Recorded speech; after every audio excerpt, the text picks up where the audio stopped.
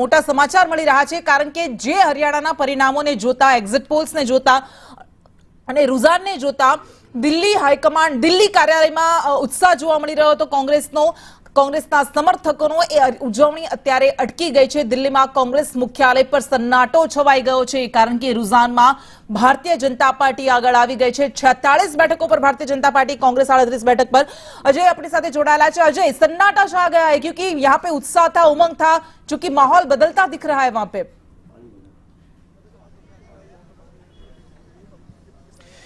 देखिए, निश्चित तौर पे जिस तरह से एग्जिट पोल के परिणाम दिखाई दे रहे थे, उसको लेकर के कांग्रेस पार्टी काफी उत्साहित दिख रही थी. यहां तक कि कांग्रेस मुख्यालय में फिलहाल के नजारे की मैं बात करूं, कैमरामैन थोड़ा दिखाएं, कि सुबह 6 बजे से ही यहां पर बड़ी संख्या में जो कांग्रेस सपोर्टर्स थे यहां पर आ गए थे. और जब तक जो बैलेट पेपर का वोट काउंट होना था, उस वक्त से ही यहाँ पे मिठाई, ढोल नगाड़े, आतिशबाजी सब शुरू हो गई थी.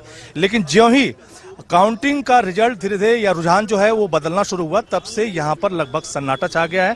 और चारों तरफ आप देख सकते हैं कि एक सन्नाटा पसरा हुआ दिखाई दे रहा है. जो कांग्रेस कार्यकर्ताओं में फिलहाल उत्साह दिखाई दे रहा था, लेकिन अब के मौजूदा रुझानों को देख करके एक तरह से सन्नाटा छाया हुआ है. हालांकि अभी भी इन्हें इंतजार है कि हो सकता है कि थोड़े टाइम बाद ये जो रुझान है वो बदले और एक बार फिर उत्साह का माहौल कांग्रेस मुख्यालय में दिखाई दे. अभी थोड़ी देर पहले मैंने आपसे बात भी की थी, तो काफी उत्साह था. आप लोग ढोल नगाड़े बजा रहे थे, मिठाइयां बांट रहे थे, सिंबल के तरफ तौर पे जलेबी दिखा रहे थे. लेकिन अब सन्नाटा छा गया है. आप लोग लाख चाह के देखिए, हमारे अंदर जोश है वो उतना ही है जितना पहले था. पहली बात तो ये बीजेपी वाले अभी कह रहे हैं कि आप इतना जोश पहले ही क्यों मना रहे हो, इतना जश्न क्यों मना रहे हो. पहली बात तो इनको मिर्ची लग रही है. फिर दूसरा सवाल ये, क्या इनको ये पहले से पता है कि हम जीतेंगे या हारेंगे? क्या ये कुछ घोटाला करने का प्लान है या नहीं है इनका? जैसे हर बार ईवीएम स्कैम करके आए हैं. आप एडीआर की रिपोर्ट देख लीजिए, 79 स्टेट्स ऐसे हैं. अभी इसके पहले जब मैं आपसे बात कर रहा था तब आपने ईवीएम का जिक्र नहीं किया था, लेकिन ज्यों ही रुझान में आप पीछे जा रहे थे, आप लोग ईवीएम का जिक्र करना. मैं बीजेपी के उसके ऊपर कह रही हूँ. कमीशन की वेबसाइट है ना, उसके ऊपर वो सुबह का आंकड़ा है. अब फिलहाल भी कांग्रेस 53 के ऊपर आगे है, 32 के ऊपर बीजेपी है. वो इलेक्शन कमीशन अपडेट करता ही नहीं है. वो तो जो दिखाएगा वो 38 के ऊपर ही रखेगा बीजेपी को. जब आप लोग मिठाई बांट रहे थे, अब भी तब भी कांग्रेस की गिनती हरियाणा में 60 से शुरू होगी, 60 से शुरू होगी. लिख के ले लो. आप बताइए चाचा. हाँ, उत्साह है ऐसी. हाँ, अब तो अभी तो एकदम सन्नाटा पसरा हुआ है. नहीं, गर्मी है इसलिए हो रहा. ऐसे कुछ नहीं है, ऐसा कुछ नहीं है. बताइए आप.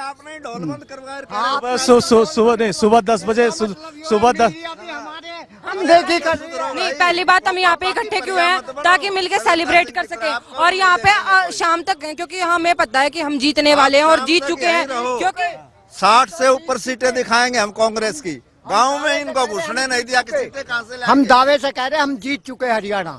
ये तो हमें गुमराह किया जा रहा. चलिए देखिए, आप देख सकते हैं कांग्रेस कार्यकर्ताओं को अब इनकी तरफ से स्टेटमेंट आ रहा है कि इन्हें गुमराह किया जा रहा है. और साथ ही साथ ईवीएम को लेकर के भी सवाल उठना शुरू हो गए हैं.